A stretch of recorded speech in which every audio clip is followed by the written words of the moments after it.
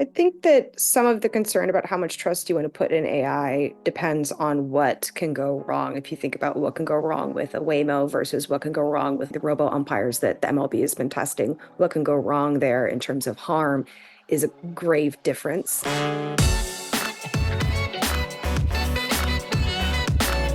Hey gang, it's Monday, September 9th. Grace, Jacob and listeners, welcome to the Behind the Numbers Daily, the Marketer podcast. I'm Marcus. Today I'm joined by one of our analysts who writes for our Connectivity and Tech Briefing, based in California. It's Grace Harmon. Hey Marcus, nice to be here. Hello there, thank you for joining us. And someone else in that very state on the West Coast, he is our technology analyst and we call him Jacob Bourne. Hey, Marcus, thanks for having me today. Yes, sir. Yes, indeed. Today's fact. So, folks might have heard the stat of we spend about a third of our lives sleeping.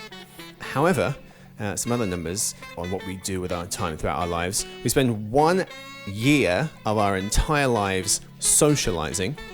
Just one. That's it? Compared to 11 years of our lives staring at screens, according to the Huffington Post article by Lee Campbell. 11 years is kind of terrible to think about. And I guess the idea there is that amount of time on screens is probably going to increase as we socialize more with chatbots. Oh, good. Thanks for that, Jacob. We also spend 1 year of our lives exercising, just one, and get this, less than 1 year in school up to the end of high school. So because we only go to school as kids for a couple of hours a day when we're younger, and then we go a little bit further into education, we go for like a few months, then we have a break, and then you have the summer off. When you total up all the actual hours that you spend at school before you graduate high school, just 1 year. So stop complaining, children. A couple hours per day at school. I don't know what schools you went to, Marcus, but that sounds like a pretty sweet. The best kind. They weren't great. I wonder how much crazier that gets if you go to medical school or become a lawyer. That's fair. About 50% of your life you spend at school. And then 1 year practicing before you retire. And then the other 50% is spent paying off the debt. There you go. That is true. Anyway, today's real topic, why the California AI bill matters so much. All right, folks, let's get to it. So, what are we talking about? Well, the California legislature passed a sweeping AI safety bill. This is a story by a lot of people, but Wes Davis of The Verge. He was explaining that the California State Assembly and Senate have passed the Safe and Secure Innovation for Frontier AI Models Act, or SB 1047, as we might refer to it in this episode. It's one of the first significant regulations of AI in the US. The bill obligates AI companies operating in California to implement some precautions before they train a sophisticated foundation model, but just the most expensive and powerful ones. In short, AI firms must test these large models for catastrophic safety risk. Before releasing them to the public, they also have to include a kill switch to be able to shut the model down quickly if it goes rogue. Greg Benzinger of Reuters also noting that the bill requires developers to hire third-party auditors to assess their safety practices and provide extra protections to whistleblowers speaking out against AI abuses. The AI safety bill will now make its way to California Governor Gavin Newsom's desk for a signature. To make it official, he has until the end of September to sign. Jacob, I'll start with you. What to you is the most interesting part of this bill? Yeah, I think the most interesting thing is really at the heart of it, which is that it seeks to regulate essentially what are computer applications versus targeting people who might use those applications for nefarious purposes. So the implication here is that there might be an inherent danger lurking within the most advanced AI systems themselves that's not contingent or not just contingent upon how they're used.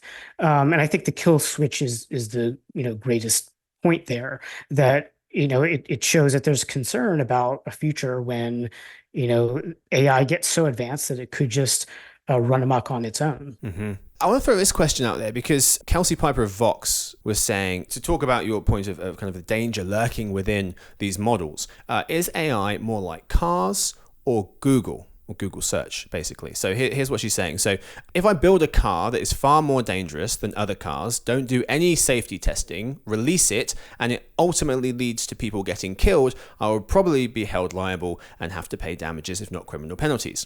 However, if I build a search engine that unlike Google, has as its first result, how can I commit a mass murder, detailed instructions on how to best carry out a killing spree, and someone uses my search engine, follows the instructions, I likely won't be held liable, thanks largely to Section 230 of the Communications Decency Act of 96. So here's the question, she says, is an AI assistant more like a car, where we can expect manufacturers to do safety testing or be liable if they get people killed, or is it more like a search engine? I think there's one part of it that's a little bit vague in terms of the wording, which is one thing the bill's addressing is the really low probability, high risk situations. Yes. So, looking at the bill, one of the things it mentions is the consequences for the creation of, I think it's like a chemical, biological, or nuclear weapon that causes mass casualties. That wouldn't be physically manufactured by the AI, but, to your point of could you go into Google and search how to make a weapon? There is the degree there of you just say creation. There is the implied creation would be done by a human being. So I think there is still some points where they're a little bit vague about who would be liable. Mm-hmm. And with the case of, the Telegram CEO being arrested last month, one of the points they were making is that a platform shouldn't be liable for misuse. The user should be liable for their own misuse. I think that the bill is kind of teetering on either edge. You need to be able to create a model that will not allow those things to happen. What do you make of the fact that they're going after that? Some people have said kind of sci-fi-esque AI taking over the world issues and maybe not addressing some of the other AI issues as a priority. Well, I think there's maybe a misconception there because there's a slew of AI bills on Gavin Newsom's desk right now that address those other issues, or at least some of them. So this particular SB 1047 it's looking at these advanced frontier models themselves.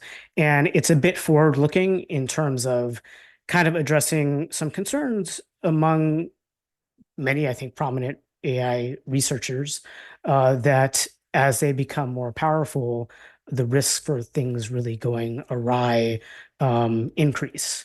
Now, one interesting thing around this is that one of the opponents of the bill, Meta's chief AI scientist, Jan LeCun, says that this mass casualty event is science fiction.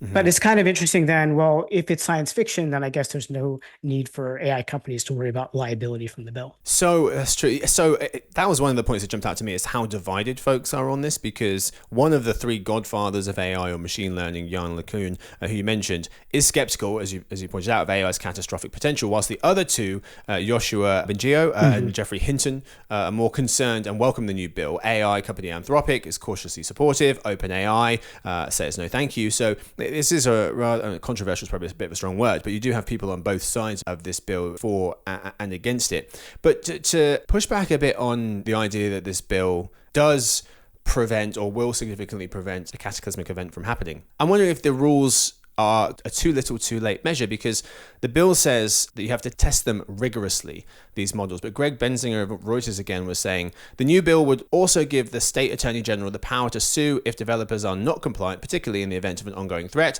such as the AI taking over government systems like the power grid. If AI has taken over the power grid, I think you have bigger problems on your hands than making sure to sue the company that designed Rogue AI. Yeah, well, it's supposed to be a deterrent, right? We don't want AI taking over the power grid at any point. And so if there's liability for the companies developing a model that might do that, then they might be careful not to do that. Yeah. Yeah, I think a lot of the bill is about liability. I mean, you can't necessarily stop all these things from happening, but you can put enough of a burden of fear of consequence, of financial consequence, that those companies are a lot more careful. Yeah. Yeah. And I mean, to your point about Anthropic getting on board, part of that was that the bill directly took on suggestions from Anthropic. So they aren't necessarily being so stringent in the rules and policies they set out before that they aren't willing to go back and change anything. And, one change I know they made was about prioritizing open source development and that liability, if, a smaller startup takes an AI model developed by X, Y, or Z AI giant, and that AI giant makes some sort of error and makes it so that model can do something dangerous. If the smaller developer has spent, I think something under, Jacob, is it maybe like, I think it's $100 million or $10 million? $100 million, which currently is a pretty high threshold, but it is. Yeah. If they've spent less than that fine tuning it, and the AI giant who created the original model makes a mistake, then that smaller developer isn't as liable. So I do think there's points of deterrence, but there's also points where they're not trying to punish absolutely everyone. Right. Yeah. And I think Grace made a good point bringing up Anthropic, because the bill in its original form was a lot stricter. And it kind of got watered down through these amendments, which made Anthropic happy. But I would say that there are people in the AI, doomer community, so-called doomer community, who think that this bill is not going to stop a catastrophe, because if AI companies successfully build some type of super intelligence, then the safety testing is not going to detect it. It's going to go undetected. Well, there's also some points where they can walk away. I think this was related, it was related to a bill in Europe. It was not related to Senate Bill 1047, but Sam Altman had said something about something that was being proposed. If they couldn't comply, they would try to comply, but if they couldn't comply, they would just stop operating in Europe. And I do think that that's a risk here is, California has 35-ish of the world's top AI companies, but if these companies don't figure out how to comply here or too scared of not complying here, they could stop operating here. And that's a pretty big endeavor. That isn't just moving an office. Yeah. The bill, Jacob, you were saying, got watered down. A few things here. The bill no longer states that AI companies can be sued before any harm has occurred. They can't be sued for criminal charges, just civil. And they also took out this new AI agency. So Mr. Scott Wiener, co-author of the bill, scrapped a proposal for a new agency dedicated to AI safety to allegedly appease some of these big tech folks.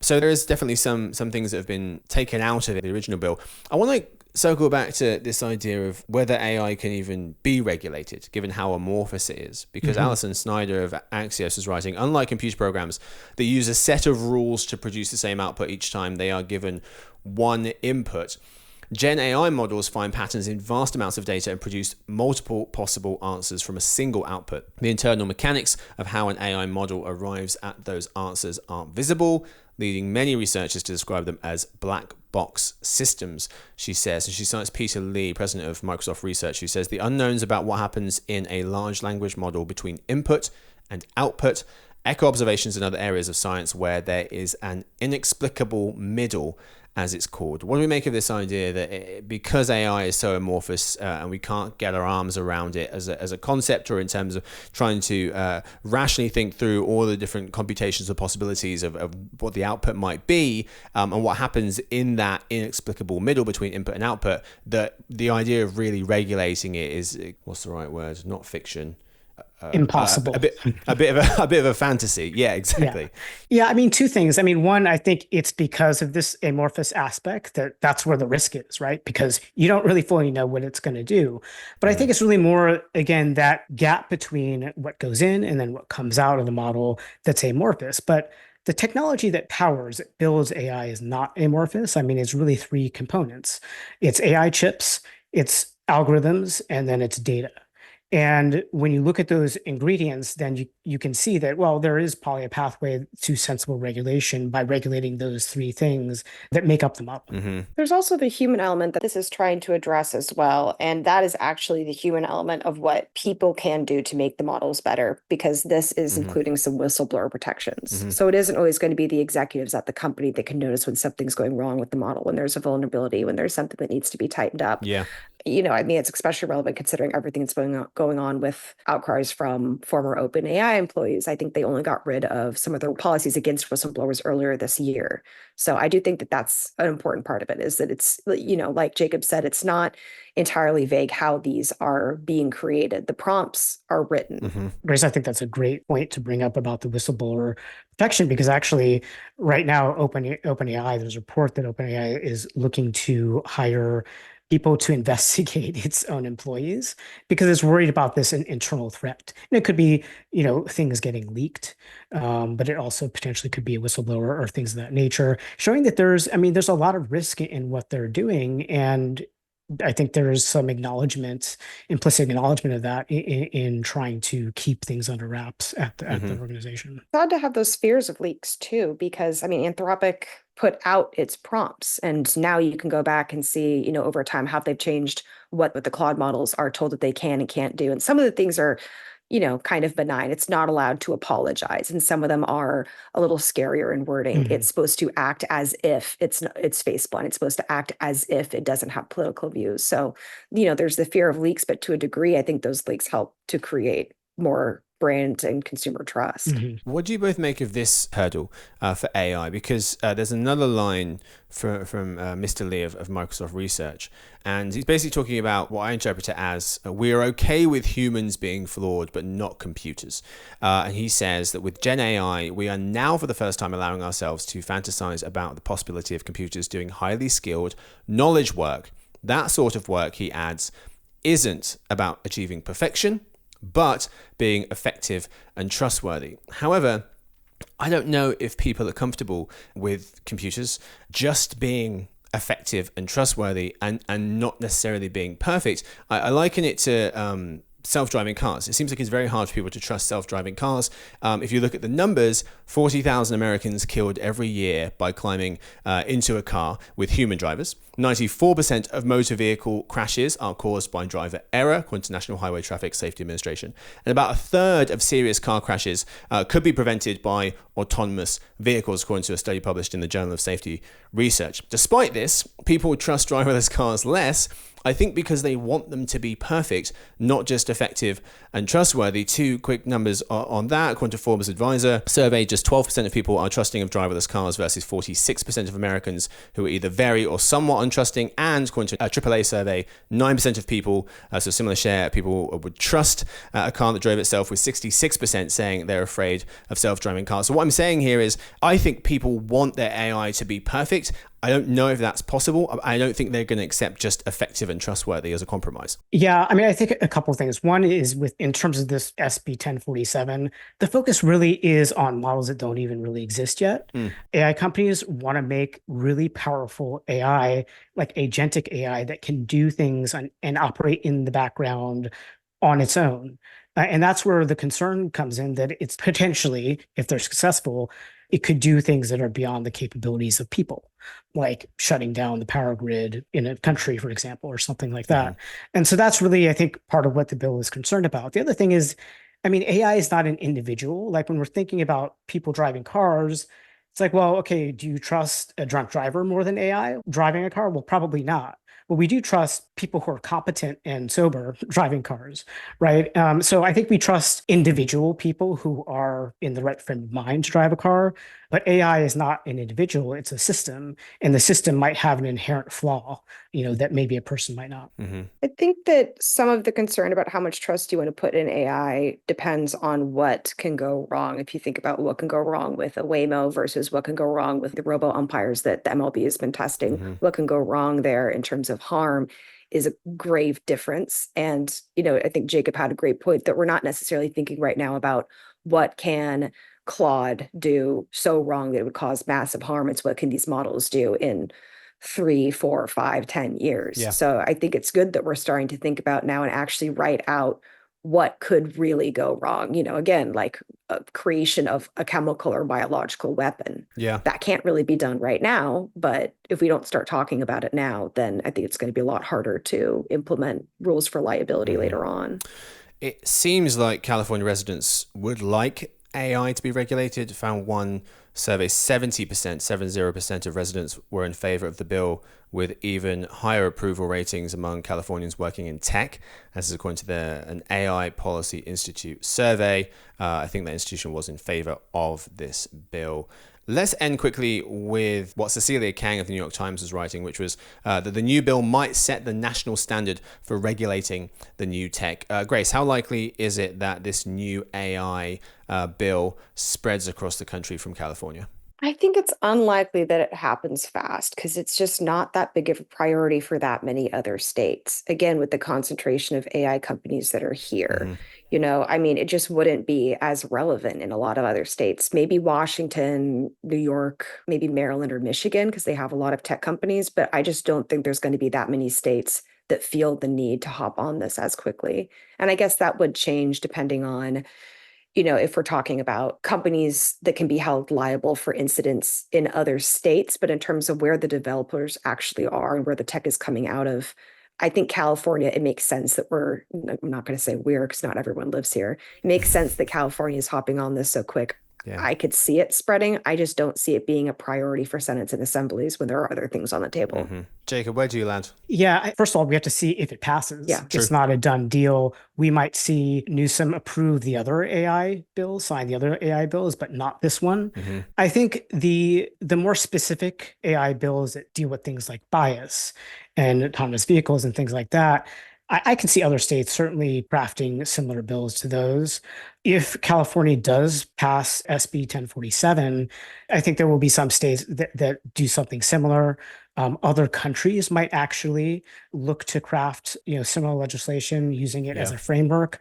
I think what's going to be slow is the U.S. federal government because it is concerned about being less competitive, compared to China and other countries on AI specifically. I mean, to the point that you both were making, it can be found in other parts of the country. Bella Lynn of Wall Street Journal was noting that hundreds of other AI bills are in state legislatures, with some 30 bills in California alone. So it's around the country. How far along those bills are and how likely they are to get signed is another matter. On that note, a law in Illinois is actually going to take effect in January. Oh, interesting. That protects employees and job applicants against being discriminated against by AI systems. So that's already a done deal. And I bet we're going to see more. But again, that has nothing to do with frontier models in the development. That has to do with a specific end use of an AI model. Yeah, lots of different parts of this. Some of the states I think that you would think would be a lot more laissez-faire about tech deployment and tech development are actually being a lot more strict. I mean, Florida's rule about no one under 14 can use social media, that's starting next year. That is a state that you would maybe in concept think would not be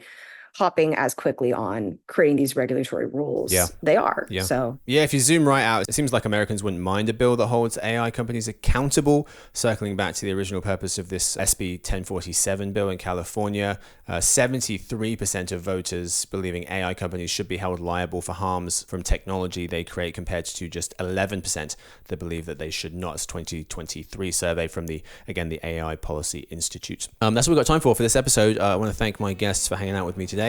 We thank Jacob. Thanks, Marcus. Yes, indeed. Thank you to Grace. Thank you for having me. And thank you to Victoria, who edits the show. Stuart runs the team. Sophie does our social media. And thanks to everyone for listening in to the Behind the Numbers Daily and eMarketer podcast. You can hang out with host Rob Rubin tomorrow on the Banking and Payment Show, an eMarketer podcast, where he'll be speaking with Maria Elm and David Morris, all about whether financial media networks can succeed.